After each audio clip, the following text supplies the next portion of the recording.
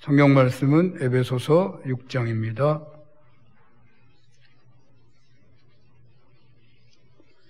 에베소서 6장 1절에서 9절을 봉독합니다. 자녀들아, 주 안에서 너희 부모에게 순종하라. 이것이 옳으니라. 내 아버지 어머니를 공경하라. 이것은 약속이 있는 첫 계명이니 이로써 네가 잘되고 땅에서 장수하리라. 또 아비들아, 너희 자녀를 노엽게 하지 말고 오직 주의 교훈과 훈계로 양육하라. 종들아, 두려워하며 떨며 성실한 마음으로 육체의 상전에게 순종하기를 그리스도께 하듯 하라. 눈가림만 하여 사람을 기쁘게 하는 자처럼 하지 말고 그리스도의 종들처럼 마음으로 하나님의 뜻을 행하고 기쁜 마음으로 섬기기를 주께 하듯 하고 사람들에게 하듯 하지 말라. 이는 각 사람이 무슨 선을 행하든지 종이나 자유인이나 주께로부터 그대로 받을 줄을 알미니라. 상전들아, 너희도 그들에게 이와 같이 하고 위협을 그치라. 이는 그들과 너희의 상전이 하늘에 계시고 그에게는 사람을 예모로 취하는 일이 없는 줄 너희가 알미라. 아멘. 복된 가정과 사회를 위한 상호복종의 원리라는 제목으로 주님의 말씀을 전하겠습니다. 먼저 좀 양해 말씀을 좀 드린다면, 에베소서를 시작할 때 피택 장로님 코로나 때문에 교육을 다 하지 못했고요. 또 장로 임직이 피택 장로님만을 위한 것이 아니기에 온 성도들과 함께 피택 장로님들과 함께 은혜 받기를 원해서 에베소서를 선택해서 강의를 설교를 했었는데 막 시작할 때 어버이 주일이 돼가지고 6장 1절에서 4절 본문으로 설교한 바가 있어서 오늘 또 하게 된다는 생각 때문에 좀 양해를 먼저 구합니다. 혹 반복되는 느낌이 있다면 감사하는 마음으로 오히려 두 번 하시네 하나님이, 그렇게 들으셔도 좋겠습니다. 하나님께서는 아브라함을 부르시고 그에게 고향 친척과 아버지의 집을 떠나 가나안 땅으로 가라 하시며 너로 큰 민족을 이루고 네게 복을 주어 네 이름을 창대하게 하고 너를 축복하는 자에게는 내가 축복하고 너를 저주하는 자에게는 내가 저주하겠다. 땅의 모든 족속이 너로 말미암아 복을 얻을 것이라고 하셨습니다. 그리고 우리 신앙인은 믿음으로 아브라함의 후손이 되었습니다. 그래서 우리도 그리스도 예수님을 따라 살고 세상에서, 가정에서, 지역사회에서 주님 말씀에 따라 빛과 소금된 삶을 살아간다면 언제나 축복의 통로가 된다고 믿습니다. 이런 생각을 해서인지 저는 목회를 위하여 부임할 때마다 하나님께서 복을 주셨다 하는 생각이 있습니다. 물론 한국 교회와 또 한국 사회가 제가 목회를 시작할 때 최고의 성장기였기에 당연한 결과이기도 하겠지만 믿는 신앙인으로서 자신들의 정체성을 축복의 통로가 될 수 있다고 믿고 상상하며 살아가는 것은 나쁜 것이 아닐 것입니다. 저는 지난 2번의 담임 목회에서 정말 큰 복을 받았고 지금도 여러분들과 함께 복을 받고 있다고 믿습니다. 제가 2번째 사역진 안중에 생각해 본다면 거기는 평택군 오성면 안중리였는데 한 2년 됐나 할 때 안중리가 안중면이 되고 그리고 한 5년 됐나 몇 년 됐는지 기억이 안 납니다. 안중읍이 되고 그곳에 평택 서부지역 출장소가 생기고 평택항이 경기도에서 가장 큰 항구로 크게 급성장하고 또 기차역이 설계되는 등 급변하는 발전을 지켜봤습니다. 물론 저는 처음에 적응하는 것이 힘들어가지고 사람들이 낯설고 환경이 너무 낯설었어요. 산도 없고 황토 땅, 바람이 많아 너무 바람이 많아가지고 초기에는 무척이나 힘이 들었어요. 세상에 우리나라에 이런 시골이 있을까? 그게 어쩌면 맞을 것 같아. 이런 시골이 있을까 할 정도였어요.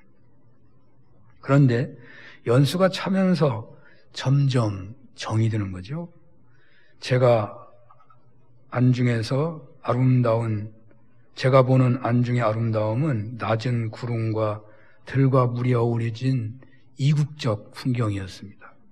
산으로 둘러싸인 무슨 대구, 서울, 전주, 광주 이 도시들이 한국사의 중심 역할을 해왔지만 그것은 시대를 이끄는 인물들이 그 지역의 산세나 둘러쳐져 뭉쳐진 지역 세력에 힘입은 바가 컸을 거로 생각되는데, 그러나 이제는 그 중심 역할이 작은 구릉지와 들과 물이 조화를 이루고 있는 이 안중 지역, 이 민족의 미래를 책임질 만한 땅이 될 수 있겠다. 그렇게 막 예언하듯이 설교하고요. 안중을 둘러친 산 울타리 하나 없고 한쪽으로라도 산이 둘러있는 곳이 없는데 산을 바라보는 경외감이나 비상하는 기상이나 하나로 뭉치는 점은 약점일 수 있지만 모든 것이 상대적인 포스트 모던 시대에 그래서 서로 존중하고 조화를 이루고 살아가야 하는 오늘의 시대에는 가장 자연 환경도 또한 인구의 분포도도 그렇다 하는 생각이 들더라고요. 그래서 시민운동도 그 안중은 정말 잘 됐습니다.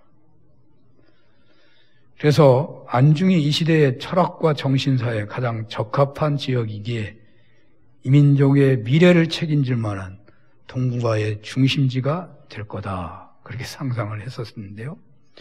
그런데 제가 산운교에 부임할 때에도 저는 역시 처음에 낯설음이 컸었습니다.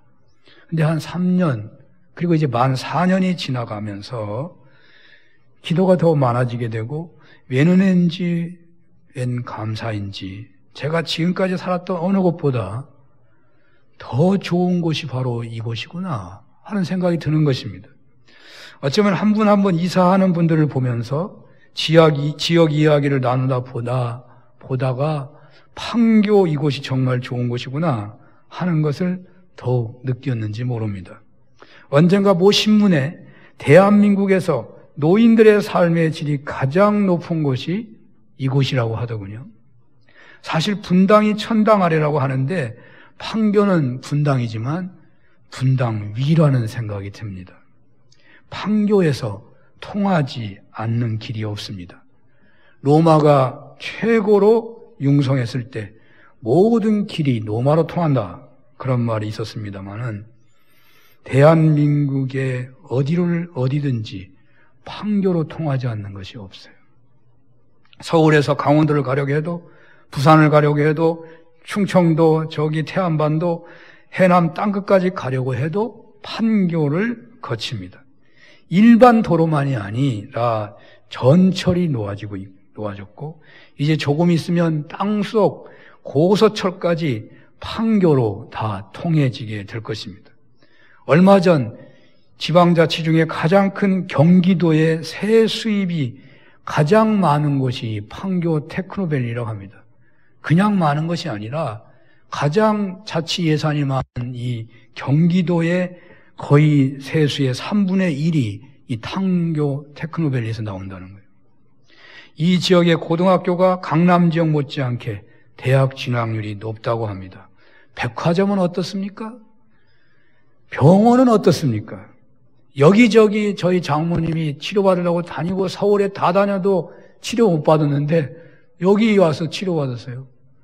그래서 저기 마석에서 여기까지 늘 와서 치료받아요. 식당은 어떻습니까? 하다못해 빵집만 해도 다른 지역과 비교가 안 되는 맛있더라고.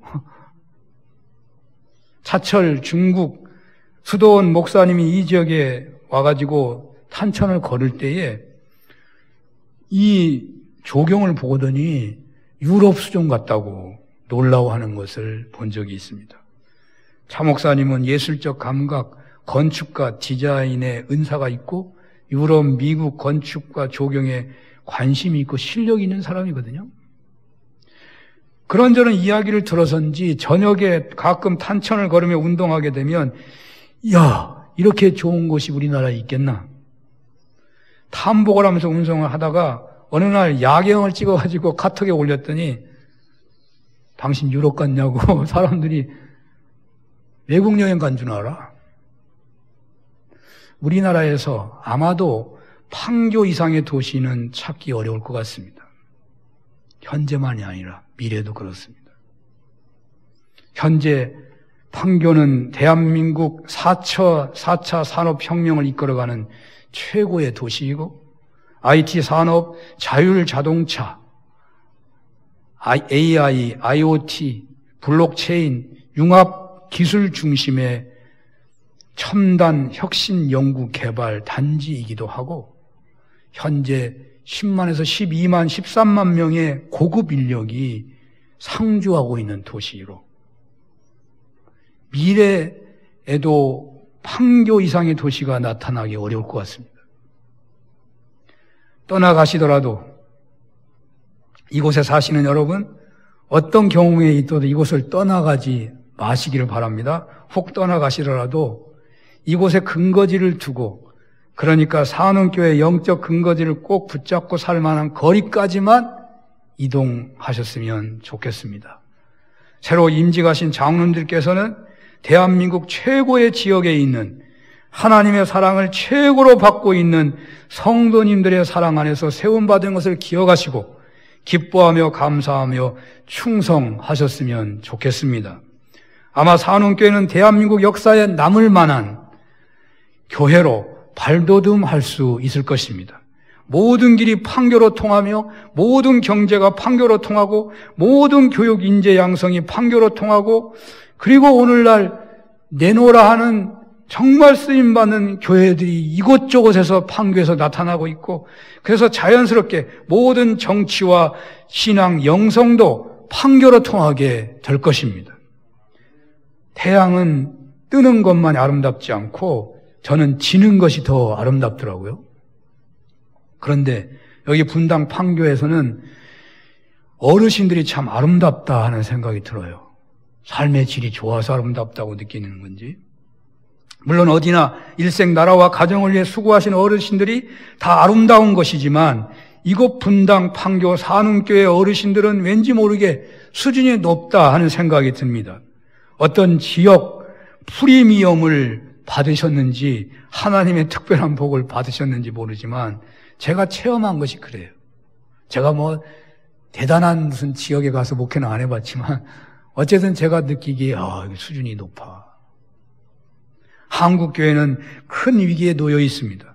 그런데 이 위기를 누가 헤쳐갈 수 있겠습니까? 다들 젊은 세대가 풀 것이라고 합니다. 물론 그런 측면이 있겠죠. 하지만 젊은 세대 못지않게 앞으로 한국교회 미래는 노년 세대가 결정적 역할을 해야 되고 결정적 역할을 해야만 한국교회가 살 거라고 저는 믿어요.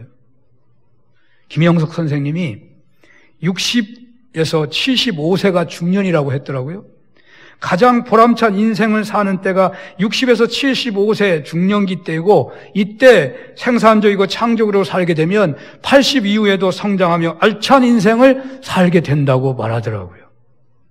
사실 모세의 인생 최고봉이 언제부터예요? 모세 인생의 최고봉은 80에서 120살 때까지예요. 그게 최고봉이에요. 미국 대통령 당선자의 인생 최고의 때는 한국 나이로 79세 때부터입니다. 잠언서 17장 6절에 손자는 노인의 면류관이요 아비는 자식의 영환이라 라고 했습니다. 그렇습니다. 산운교회 어르신들이 주님 닮은 영성으로 살아 더욱 귀하게 쓰임받게 되신다면 그리하여 그 손자 손녀들이 면류관들이 되고 그 아들, 딸들이 영화롭게 여기는 자랑스러운 신앙 아버지, 어머니가 되기만 한다면 산운교회 영성은 한국교회를 이끌어갈 만큼 될 것입니다. 산운교회가 모든 것이 판교로 통하는 시대에 어떻게 하면 축복의 통로, 구원의 통로로 쓰임받을 수가 있겠습니까? 새로 임직하신 분들에게 맞춘 에베소서의 말씀에 따른다면 가정에서, 교회에서, 일터와 지역사회에서 상호 복종의 원리의 말씀이 임한 줄로 믿고 이 상호복종의 원리에 따르기만 하면 된다고 믿어지는 것입니다. 그리하여 가정과 교회 공동체가 천국같이 세워지기만 한다면 그렇게 쓰임받게 되는 것입니다. 어떻게 상호복종하는 것일까요? 에베소서 6장 1절에서 4절을 다 같이 보도록 하겠습니다. 시작. 자녀들아, 주 안에서 너희 부모에게 순종하라. 이것이 옳으니라. 내 아버지와 어머니를 공경하라. 이것은 약속이 있는 첫 계명이니 이로써 네가 잘되고 땅에서 장수하리라. 또 아비들아, 너희 자녀를 노엽게 하지 말고 오직 주의 교훈과 훈계로 양육하라. 아멘.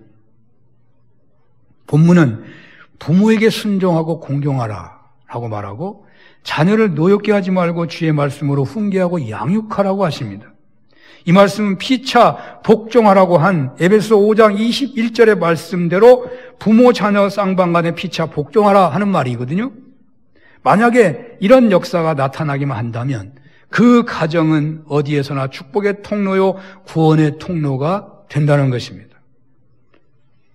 어디서나 복이 된다는 것입니다. 임직자들의 가정에서 이런 역사가 나타나기만 한다면, 산운교회에서 이런 역사가 나타나기만 한다면 모든 길이 판교로 통하는 시대에 합당한 신앙 공동체를 산운교회가 세우게 될 것이라고 믿습니다. 이제 본문에 있는 대로 부모에게 순종하고 공경하는 말씀부터 그 의미의 깊이를 살펴보도록 하겠습니다. 여기 부모에게 순종하라는 말씀도 앞에 언급한 대로 그리스도를 경외함으로 피차 복종하라 하는 그 말씀을 구체적으로 설명하고 있는 내용이라고 할 수 있어요. 그래서 그리스도를 경외한다면 반드시 부모님에게 순종해야 한다는 것입니다. 그런데 오늘 본문은 주 안에서라는 단서를 집어넣고 있습니다. 부모에게 순종하라 하는데 주 안에서 순종하라 그렇게 말하고 있어요. 그래서 신앙적이지 않는 경우는 순종하지 않아도 된다라고 오해하는 경우가 있는 것 같더라고요. 부모님이 신앙인이 아닌 경우에는 그 말씀을 따르지 않아도 된다라고 생각하면 안 됩니다. 이 말씀에 대한 바른 해석을 위해서 우리는 이 말씀의 배경을 좀 살펴야 할 것 같습니다. 이 말씀의 배경은 예수님의 부활을 통하여 새로운 시대가 열린 때로 교회가 탄생했고 그 교회 시대를 살아가게 된 성도들에게 말씀이 주어지고 있는 것이에요. 주님께서 그렇게 원하시는 교회 일치와 연합을 위해 주시는 말씀이기도 하고요. 에베소서는 처음부터 교회가 얼마나 위대하고 새롭고 영화롭고 존귀한 것인지를 밝혔습니다. 이제 선민으로서 이스라엘의 개념은 완전히 사라졌고 이제까지 인류가 전혀 경험해보지 못한 그리스도의 몸으로서의 교회가 탄생한 거예요. 이스라엘을 통해서 온 인류를 구원하려고 한 것이 이제는 교회를 통해서 인류를 구원하시기 시작했다는 거예요. 교회는 거룩하고 신비하고 위대한 공동체인 것입니다. 우리가 사도행전에 나타난 초대교회를 보십시오. 얼마나 교회에 날마다 모이고 모든 생활이 교회가 중심이에요. 모든 생활이. 모든 성도님들이 교회 예배, 친교, 봉사, 선교 그것에 매여 살았다니까요. 그런데 이렇게 교회 생활이 중심이 될 때 소홀하게 되는 일이 있었다는 것이죠. 당시의 성도들 중에는 신앙생활을 핑계로 부모 공경을 게을리하는 경우가 있었다는 말입니다. 그렇습니다. 본문은 교회를 열심히 섬긴다는 구실로 부모 복양의 의무를 소홀히 하는 일을 지적하면서 이 말씀이 주어지고 있다고 봐야 합니다. 제가 관리에서 목회할 때 일제강점기에 사할린 탄광에 끌려갔다가 생환하신 분이 계셨습니다. 그분은 성품이 착하고 성실하셔가지고 그 사할린 탄광에서도 인정을 받아가지고 일본에서 일본 처녀와 결혼하라고 자꾸 권유를 받았다 그래요. 그 당시만 해도 일본 사람들이 한국인을 얼마나 무시했겠어요. 그런데도 이분은 너무나 성실하고 너무나 착하니까 자꾸 일본 처녀하고 결혼하려고 했는데 그분은 부모를 봉양해야 한다고 하고서 해방되어 고향으로 돌아왔어요. 고향에 와서요 이발소를 하면서 살았는데 불행하게 2번 결혼합니다. 첫 부인이 딸 하나를 낳고 병들어 죽으신 거예요. 그래야 다시 결혼을 해요. 코 흘리게 딸들이 셋이 있는 과부와 결혼했어요. 그 부인이 권사님이었어요. 그 후에 딸들도 서울에서 권사님이 됐더라고요. 어머니 권사님이 돌아가시게 되니까 살아있을 때는 서울에서 딸들이 자주 오더라고. 근데 어머니가 돌아가시니까 그 남자 집사님은 홀몸이 되었어요.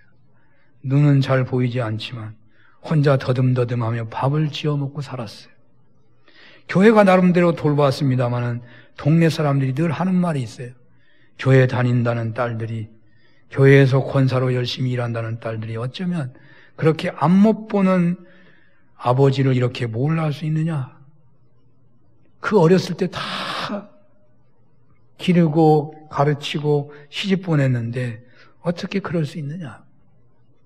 안 믿는 사람들은 믿는 사람을 색안경 끼고 보니까 제가 그분들을 만나보면 이해가 되더라고.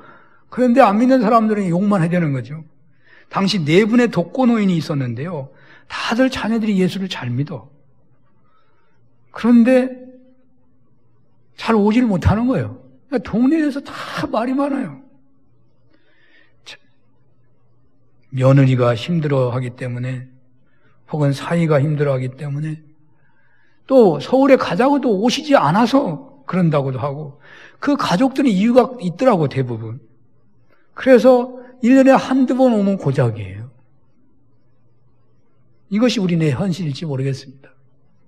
에베소 신앙인들과 별반 다를 것이 없는 것이죠. 바로 이런 배경에 있는 우리들에게 주님은 부모에게 순종하고 부모를 공경하라 말씀하신다니까요. 주님께 충성하는 것과 부모에게 순종하고 부모를 공경하는 것은 다른 것이 아니고 함께 해야 할 일임을 말씀하고 있다니까요. 하나님의 일과 교회의 일과 세상의 어떤 일도 부모님을 공경하는 일을 제한할 수 없다는 것입니다. 주 안에서 순종하라는 말씀도 주님을 영접하지 않은 부모님의 말씀을 어겨도 된다는 그런 식으로 해석하면 안 됩니다. 오히려 이 주 안에서는 주님께서 하나님 아버지께 순종했듯이 그렇게 주 안에서 순종하라는 말씀이죠. 주님의 말씀 안에서 순종하라는 말씀입니다. 부모님께서 핍박을 하는 경우에는 선별해야 하겠지요. 가령 교회 나가지 말아라. 그래도 순종하라는 말은 아니에요. 누가복음 18장 29절에서 30절에 보면 하나님의 나라를 위하여 부모를 버린 자는 금세에 여러 배를 받고 내세 영생을 받을 것이다. 그런 말씀이 있어요. 그러니까 부모가 믿지 않아서 말하는 것은 순종 안 해도 된다. 그런 뜻 아니에요. 근데 교회를 나가지 말아라. 신앙생활을 하지 말아라. 그러면 그건 따라갈 수가 없는 거잖아요. 저도요, 어렸을 때 핍박받을 때 내가 네 엄마도 아니고 나도 네 형이 아니다. 믿으려면 나가라 그러더라고요. 그래서 내가 그래도 믿겠냐? 그래도 믿겠다고. 그러면 어떻게 된 거예요? 부모를 버린 거잖아요. 그런데 누가 우리 집안에서 저희 집에 어머니가 사시잖아요. 버리는 게 아니에요. 더 복을 받아요. 복을 받아요. 또 최고의 효도는 부모님을 예수 믿도록 하는 거잖아요. 그러므로 핍박을 하는 경우라도 최선을 다하여 주일 성수하며 주님께 충성을 다하고, 그러나 다른 영역에서는 인내하고 희생하고 더 적극적으로 부모에게 순종하고 친절하면 동시에 언제나 주님 주시는 평안과 자유를 누리면 분명히 부모님 예수 믿게 될 거예요. 순종을 잘하는 분들을 보면 얼마나 존경스러운지 모릅니다. 제가 어렸을 때 총각 때 염진택 장로님을 뵐 때 그런 느낌이 들곤 했어요. 계신데 말을 해서 죄송할 것 같습니다만은 아마 장로님은 공개적으로 상을 받을 만할 것 같아요. 어머니한테 하시는 거 보면서 제가 얼마나 놀랐는지 몰라요. 나도 순종해야지 그런 다짐을 했지만 어머니의 의견을 듣고 존중하고 따르기보다는 언제나 내 생각이 앞서더라고요. 왜냐하면 내가 아무리 생각해도 내 생각이 맞는데, 내가 옳은데 어머니 말을 따를 수가 없단 말이죠. 그런데요, 그래서 역정을 내다가도 내가 잘못이지 그럴 할 때가 많아요. 맞지 않아도 순종해야 한다는 말이죠. 그런데 오늘 주님께서는 부모를 공경하면 땅에서 잘되고 장수한다는 축복의 약속을 하시면서 순종하라고 하세요. 다들 더 잘 살아보려고 지금보다 지금 어려우니까 좀 나아지려고 부모 공경 소홀한 때가 있겠지만 오늘 본문의 약속, 부모를 공경하면 땅에서 잘 되고 장수할 것이라고, 다른 말로 말하면 건강할 것이라고 하시는데 그렇다면 잘 되어 보려고 부모 공경 유보하는 것이야말로 얼마나 어리석은 것인지를 생각해 봐야 할 것입니다. 부모 공경을 인하여 물적 손해가 있을 수 있습니다. 시간적으로 너무 바쁘게 되어 매사 힘이 들 수 있을 것입니다. 그러나 주님께서는 부모 공경을 인하여 1차적으로 손해가 발생하더라도 최종적으로 땅에서 잘 되고 장수할 것이라고 약속하십니다. 세상에 인본주의적인 성공 원리만을 앞세우지 마시고 TV 방송만 따르려고 하지 마시고 우리는 성경 말씀, 주님의 약속의 말씀을 붙잡아야 하는 것입니다. 우리 신앙인에게는 하나님의 약속이 더 중요합니다. 축복의 약속이 여기 있으니 부모님 공경을 방해하는 그런 일들이 수도 없이 있다고 하더라도 부모님께 순종하고 공경하기로 다시 한번 결단을 해보시면 어떠하시겠습니까?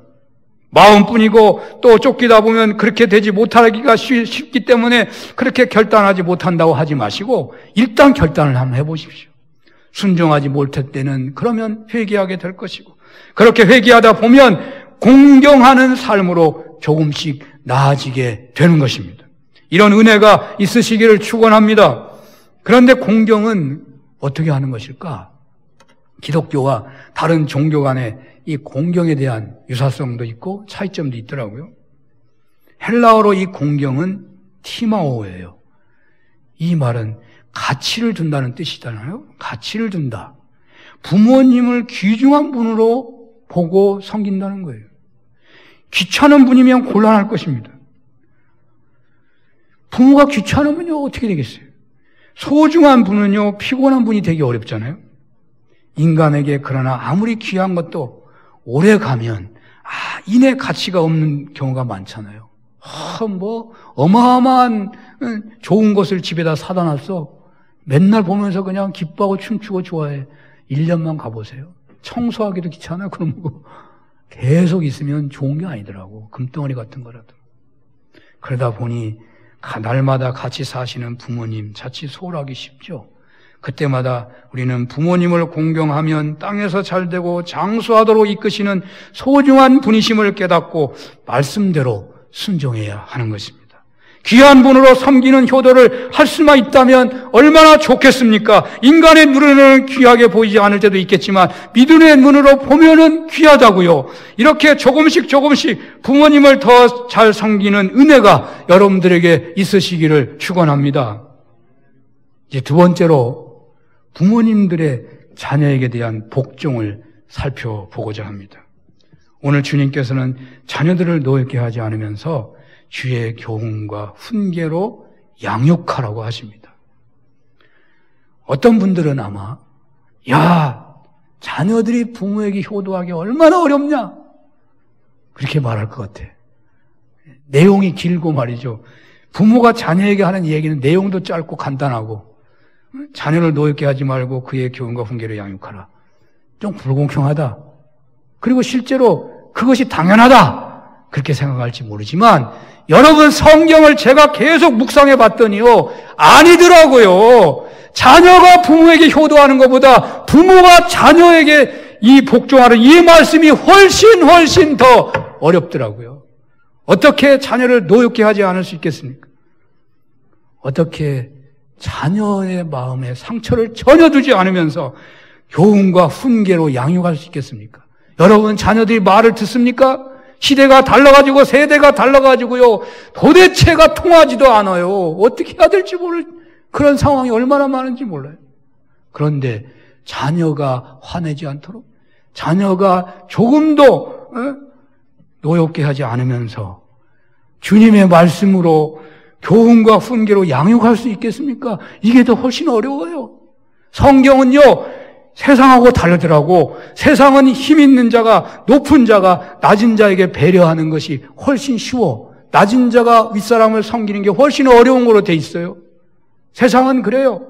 그러나 성경은 반대더라고. 성경은 위에 있는 사람이, 성경은 먼저 믿는 사람이, 성경은 장로님이나 목사님이 더욱 낮아지고 더욱 희생하고 더욱 섬기게 되어 있어요. 그래서 부모가 자녀에게 하는 것이 자녀가 부모에게 하는 것보다 더 힘들다고요. 그게 성경의 원리더라고요. 자녀를 노엽게 하지 않으면서 어떻게 예수님의 말씀으로 훈계하고 말씀으로 키울 수가 있겠느냐고요. 오늘날 여러분 자녀들 예수 잘 믿어요? 왜 그래요? 이 말씀대로 못 살기 때문에 안 믿는 거예요. 안 그러겠어요? 왜? 이 말씀으로 살기가 너무 어려운 거예요. 너무 어려운 거예요. 그래서 어르신 세대에서는 이 말이 어색할 수 있을 거예요. 오늘 주님은 자녀를 노엽게 하지 말라고 이 말씀에 복종하라고 말하고 있어요. 그런데 사실 이 말씀은 당시 시대 배경에 따른다면 더 강력한 주문이 되고 있다고 봐야 합니다. 이 시대는요, 헬라 시대는요, 아버지의 권한이 가부장적인 우리나라 사회보다 더 강력했습니다. 자녀를 죽일 수도 있었어요, 부모가. 자녀가 싫으면요, 죽이기까지 했어요. 그래도 누가 뭐라고 안 하는 시대예요. 이렇게 자녀에 대한 아버지의 권세가 절대적이었던 시대인데도 아버지로 하여금 자녀를 노엽게 하지 말라고 주님이 말씀하고 있다니까요. 이 말씀이 얼마나 강력한 말이겠습니까? 강력한 말이겠습니까? 오늘날 우리가 정말 자녀를 노엽게 하지 않는다는 말을 얼마나 심각하게 들여야 하는지를 알아야 합니다. 만약에 자녀를 노엽게 한다면, 자녀가 상처받는다면, 여러분들이 아무리 예수를 잘 믿는다 하더라도 그 자녀가 예수 안 믿을 수 있다고 말이에요. 예수를 믿는다 하더라도 잘못 믿을 수 있다고 말이에요. 어떻게 감히 자녀들이 부모를 향하여 노여움을 품을 수 있겠는가? 제가 그런 생각을 했었어요. 그런데요, 오늘날 세상이 악해지다 봐서 그런지 폐륜의 범죄가 많아지더라고요. 그런데 매스컴이 발달해서 많은 것이 옛날에는 다 몰랐을 거예요. 자식이 부모 죽인 이야기를 누가 소문내겠어요? 모르는 거지. 많은 사람이 자살해서 죽더라고. 그런데 자살해서 죽었다는 말 절대로 쉬쉬하더라고. 절대 말 안 해요. 그러니까 이 소식을 알려주지 않아요. 교회에서 일하는 사람들 자살하는 경우 상당히 많이 봤어요. 전부 쉬쉬해요. 말 안 해요. 거짓말 다 속이고 있는 거예요. 그러니까 오늘날이나 옛날이나 폐륜 범죄를 보니까요, 좀 이해가 되더라고. 아이들의 이야기 속에는 자녀들의 부모를 욕하는 말들이 제법 있다는 거예요. 저는 자녀들이 짜증을 낼 때 섬찟해요. 저 짜증에 부모를 향한 욕이 숨어 있지는 않은가? 욕이 숨어 있지는 않은가?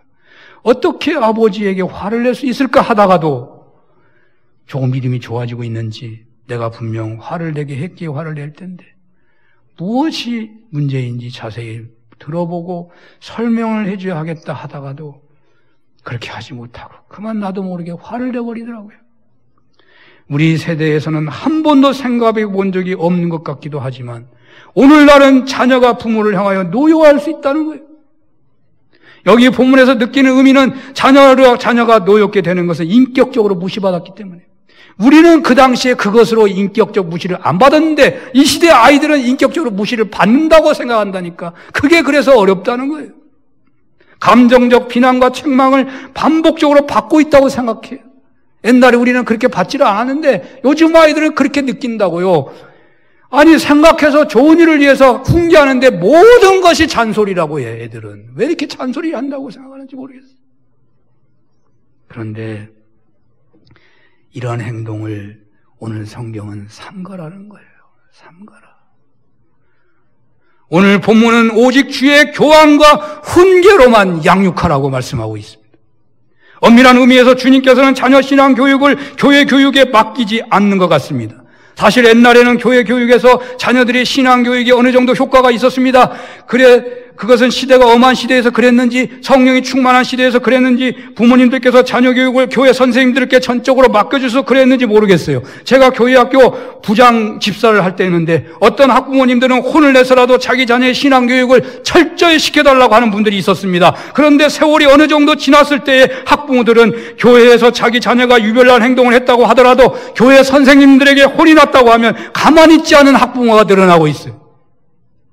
그래서 교회 교육이 능력을 잃어가고 있는 점도 있습니다. 그런데 오늘 본문에 따른다면 엄밀한 의미에서 자녀의 신앙교육은 부모님에게 있다는 것입니다. 주님께서는 부모에게 자녀 교육을 위탁하십니다. 이 교육, 훈련은 징계가 포함된 교육을 말하는 거거든요. 자녀 교육은 반드시 성경에 따라 가르치고 그렇게 살도록 훈련하는 것입니다. 말씀대로 살 때까지 권면과 징계를 하면서 훈련해야 한다는 것입니다. 부모가 이렇게 한다는 것은 자녀에게 복종하는 것이 아니고 하나님께 복종하는 거예요.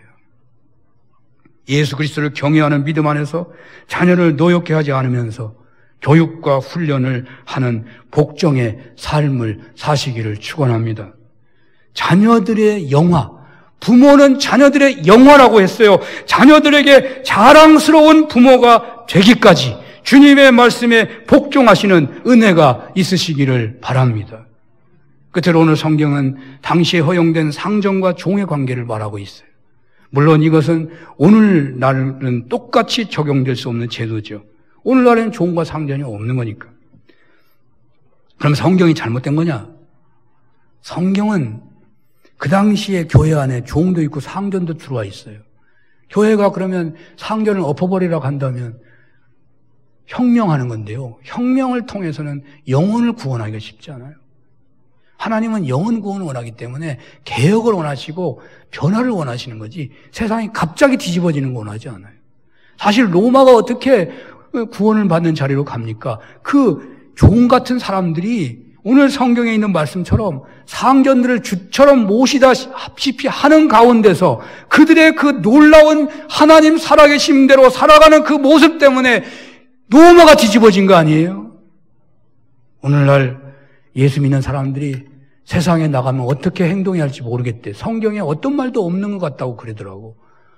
성경에는 구체적으로 직장생활 어떻게 하라, 사회생활 어떻게 하라 그런 말은 나와 있지 않지만 실제로는요 어떻게 할지 모르는 게 아니라 하나님 말씀대로 살기가 어려운 거예요. 오늘 성경은 뭐라고 말하십니까? 상전과 윗사람과 아랫사람들의 상호 복종의 말씀을 하고 있는 거예요. 상호 복종의 말씀을 하고 있는 거예요. 핸드릭슨이라는 사람은 이 말을 종들이 폭군과 같은 자기 상전에게 무조건 동조해야 하거나 두려워 떨며 자기 상전을 대해야 한다는 의미가 아니고 오히려 자기들에게 부과된 일들을 진지하게 그 부과된 일의 성격이 무엇인지를 분명하게 파악하고서 그 일에 맞게 마음을 다해서 일하라는 뜻이라는 거 말하더라고요. 이것은 두렵고 떨림으로 너희 구원을 이루라고 한 말씀에서 엿볼 수 있어요. 주님께 순종하듯이 마음에서 우러나는 순종을 말하고 있어요. 눈가림으로 일하려는 유혹을 이겨내야 돼요. 아래에서 일하는 사람들은요 거의 눈가림으로 하려고 그러는 거예요. 믿는 사람도 똑같이 굴러가더라고. 그러면 안 돼요. 아무리 노조운동을 하더라도 눈가림으로 하는 것은 말씀에 어긋나는 거예요. 말씀에 어긋나는 거예요. 상전들은 공갈을 치지 말라고 합니다. 공갈은 협박을 말합니다. 종들의 충성도에 대한 동기를 부여하기 위하여 벌을 강조하고 벌에 대한 공포감을 조성하여 일을 하게 하는 것이 아니라 인격적으로 대우하라는 것이죠. 당시 종들에게 주인은 마음에 들지 않으면 채찍을 들이대고 굶겼습니다. 이런 상황으로 볼 때 주종관계에 대한 그리스도의 가르침은 매우 인격적이었던 거죠. 또 외모로 사람을 취한 일이 없이 하라고 했어요. 이 외모를 말하는 헬라 원어는 차별, 대우, 편파성, 편애를 의미하고 있더라고요. 주님께서 사람을 차별 대우하지 않은 것처럼 차별 대우하지 말아라. 상전들아 차별 대우하지 말아라. 근데 얼마나 차별 대우 잘합니까? 예수 믿는 사람도 똑같아요. 성경에 없다고 말을 해. 성경에 분명하게 말하고 있는 거예요. 상전에게 눈가림으로 일하는 경우가 얼마나 많습니까? 죽게 하듯 하라고 있어요. 죽게 하듯 하라고. 위에서 잘못하니까 못하고 아래에서 너무 말을 안 듣니까 못한다고요? 그것은 주님에게 핑계 댈 수 없는 겁니다. 위에서 아무리 그래도 너는 내 할 일을 하라는 게 이게 주님의 명령이에요. 내 할 일을 하라는 거예요. 신앙인은 질서에 따라 주어진 것이겠지만 아랫사람은 눈가림으로 일하지 않고 위에 사람은 사람을 공갈치지 않고 인격적으로 차별되고 편파성, 편애하지 않아야 하는 것입니다. 신앙인들은 모름지기 무슨 일을 하든지 죽게 하듯 해야 하겠습니다. 죽게 하듯 피차 복종하는 삶으로 가정과 교회를 축복의 통로로 만들고 지역사회에서도 죽게 하듯 하는 복종으로 소금과 빛된 삶으로 천국을 확장하는 축복의 통로 다 되시기를 바랍니다. 이런 은혜가 있으시기를 축원합니다. 기도하겠습니다. 가정마다 피차 복종하는 은혜가 충만케 하시고 사회와 직장에서도 피차 복종하는 빛과 소금된 신앙인 되게 하여 주옵소서. 예수님 이름으로 기도합니다. 아멘.